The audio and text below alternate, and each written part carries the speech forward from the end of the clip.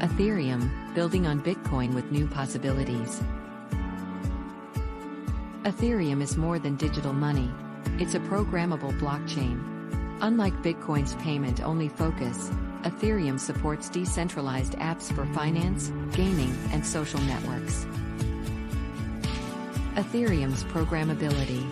Apps on Ethereum can store data or control behavior on-chain, enabling limitless innovation across multiple sectors like finance, social, and gaming. Every Ethereum transaction costs gas, a fee paid in ETH's unit called GUI. Gas fees compensate miners for computational resources used to complete transactions. Gas fees equals gas limit times base fee plus tip. 1. Ethereum gas fee example. Jordan pays Taylor 1 ETH with a gas limit of 21,000 units, base fee of 100 GUI, and miner's tip of 10 GUI. Total fee equals 0.00231 ETH.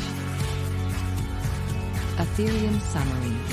Ethereum transforms blockchain into a programmable platform powered by ETH in a dynamic gas fee system enabling secure, decentralized innovation. Explore Ethereum's world of decentralized apps and innovation, where blockchain goes beyond money.